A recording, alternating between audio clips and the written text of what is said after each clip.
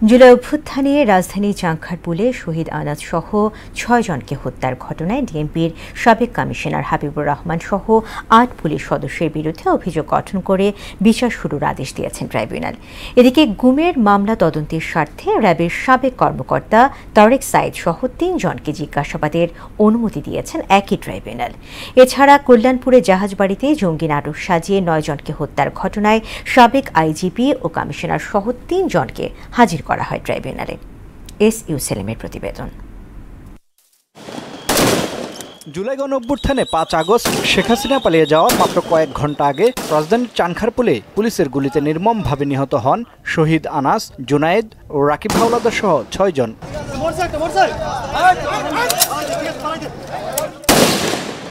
এ হত্যাকাণ্ড সংগঠনের দায়ে ডিএমপির সাবেক কমিশনার হাবিবুর রহমান, সাবেক যুগ্ম কমিশনার সুদীপ কুমার চক্রবর্তী সহ ৮ পুলিশ সদস্যের বিচার শুরুর আদেশ দিয়েছেন আন্তর্জাতিক অপরাধ ট্রাইব্যুনাল ১। এই ৮ জন আসামির বিরুদ্ধে আনুষ্ঠানিকভাবে অভিযোগ গঠন করেছেন।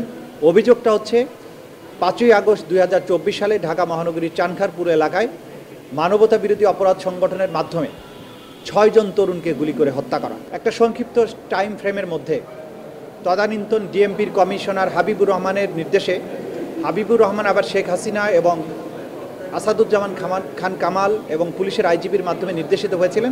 এছাড়া গুমের মামলার আসামি বরখাস্তকৃত সেনা কর্মকর্তা জিয়াউল হাসানের বিষয়ে তথ্য সংগ্রহে নারায়ণগঞ্জের ৭ খুনের দায়ে মৃত্যুদণ্ডপ্রাপ্ত সাবেক র্যাব কর্মকর্তা তারেক সাইদ, মাসুদ রানা ও আরিফ হোসেনকে জিজ্ঞাসাবাদের অনুমতি দিয়েছেন একই ট্রাইব্যুনাল।